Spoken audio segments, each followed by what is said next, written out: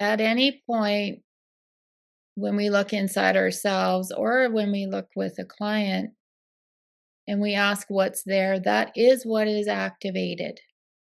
So we're not digging. But if Yes. somebody, because if someone's at peace and they're just like fully, and you go, what's there? They're going to go, nothing. Like there's nothing to, right? Uh, In this moment, I've come to this settled, open inner state. I'm in alignment. There's nothing to drop away. Everything and that's the point, right? But if they're coming in and they're upset about something and there's something, to recognize that that current thing that they think is the thing is actually also connected to all these other things. We're allowing that to become known for them to observe. Not only is this kind of just popped up, so it's not just this person in front of you, especially when that person is only reminding them of the other stuff. When it's not, and I've talked about this story with Texas where I would do something stupid or whatever, and I would be convinced that he's thinking that, oh, aren't you just being stupid? And he just looked at me a certain way, and I totally took it to mean he's thinking, man, you're stupid.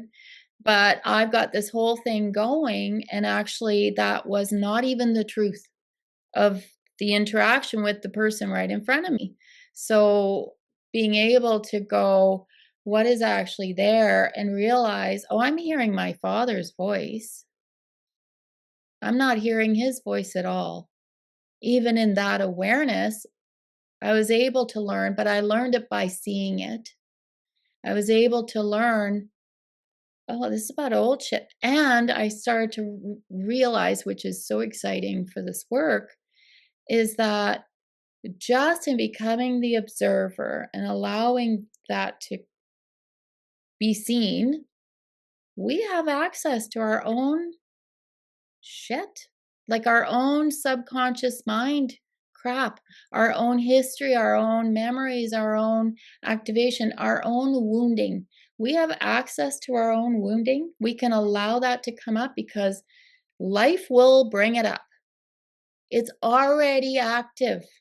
They're not going to see it if it's not already active. It is what's underneath the reaction in the moment, but it's active. It's been pinged. There it is. So all we're doing is saying, can you make some space? Can you back up?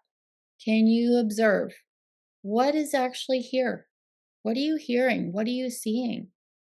And in that very specific scenario, I mean, I can't remember now, but I would see pieces of those past events. Now that's tricky, I know, because it's leading into trauma, but we're doing the one-on-one work so we can be that safe person in there with them. And we can start to deactivate the energetic signature of that event so it doesn't naturally cause the nervous system to go whing, right? So when we are there and it's activated, that's why we have to be in situations that's going to bring up stuff. Even if we think we've dealt with it, something's going to come up, something's going to ping. We're going to know what it is because what we're feeling, what we're seeing, what we're hearing, what we're feeling in the body. This is active right now. So we have the opportunity to take the pain out of it, to take the charge release, out. because the pain is felt in the human, right? Pain feels like my chest goes tight and I have a lump in my throat and the tears come and the thing. It's all physiological. We're experiencing the suffering in the mind and in the body, like in the human. The expansive part of us that's not having the human experience, that's not felt there, right? We're feeling it here.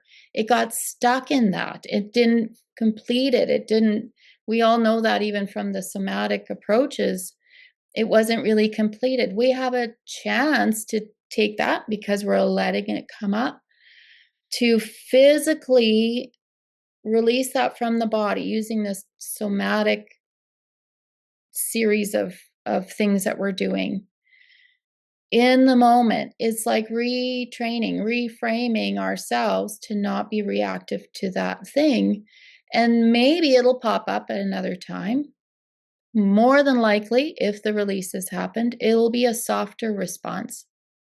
And then after a while, some of those things might be gone altogether. Or in some of this big process work, where a practitioner can use their higher frequency, higher amplitude energy to really help that move shift quickly, it may be that that pops up for them again and they don't feel anything. They don't feel the reaction at all, right? They can go back into the memory of that trauma and not feel anything. Like, what's happened there?